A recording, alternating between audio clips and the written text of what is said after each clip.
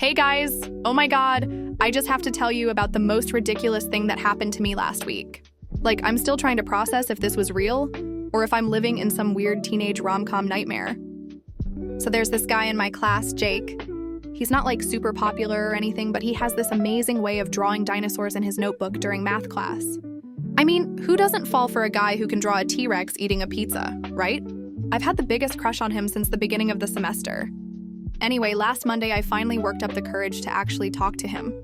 I had this whole plan. I'd accidentally drop my pencil near his desk, and when he'd pick it up, I'd say something super cool and witty.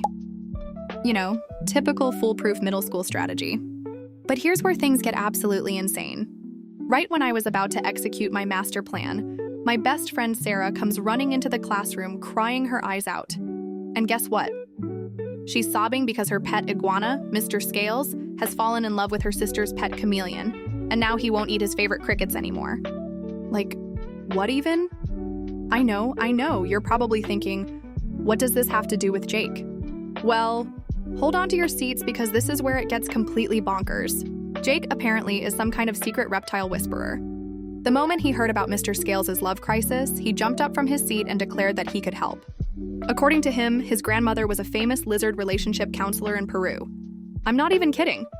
So instead of having my perfect dropping the pencil moment, I ended up spending my entire afternoon at Sarah's house, watching Jake try to convince a lovesick iguana to eat crickets while singing what he claimed were traditional Peruvian lizard love songs. The worst part? The chameleon kept changing colors every time Jake hit a high note, which he took as a sign that his therapy was working. But wait, it gets even better. Remember Jenny from biology class? She heard about Jake's lizard counseling skills and suddenly started bringing her pet Gecko to school. Every single day. She'd walk around with this tiny lizard on her shoulder, trying to get Jake's attention. And I'm sitting there thinking, is this really my competition? A girl with a gecko? I got so jealous that I actually considered getting a pet Komodo dragon. I mean, go big or go home, right? I even researched where to buy one online until my mom caught me and gave me this hour-long lecture about how Komodo dragons are not appropriate pets for a 14-year-old girl in suburban America. Parents just don't understand true love, you know? But here's the real plot twist. And I swear on my entire Taylor Swift album collection that this is true. Last Friday during lunch break, I finally decided to just tell Jake how I felt. No more lizard drama, no more complicated plans, just straight-up honesty. I walked up to him, my heart beating faster than during our school's annual mile run, and said, "Jake, I really like you, and not just because you're good with reptiles." And you know what this boy said to me? He looked at me with these big, serious eyes and replied, "I'm really flattered, but I think I'm in love with Mr. Scales." I stood there for what felt like forever, trying to process if he was joking. He wasn't. Turns out, all this time he'd been visiting Sarah's house because he had formed some weird spiritual connection with her iguana. He even started carrying crickets in his backpack.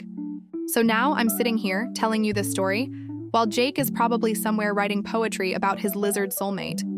Sarah's thrilled because Mr. Scales is eating again. Jenny's gecko has found love with a garden snail, don't ask. And I'm seriously considering switching schools. But you know what? I learned something from this whole bizarre experience. Love is weird, like really weird. Sometimes it's between two lizards, sometimes it's between a boy and an iguana, and sometimes it's just a girl hopelessly crushing on a guy who turns out to be more interested in reptiles than humans. My mom says I'll laugh about this someday, but right now I'm mainly focused on convincing my parents to let me transfer to that all-girls school across town. At least there, I won't have to worry about competing with any iguanas for someone's attention. So yeah, that's my story. If anyone needs me, I'll be in my room, listening to breakup songs and drawing pictures of dinosaurs.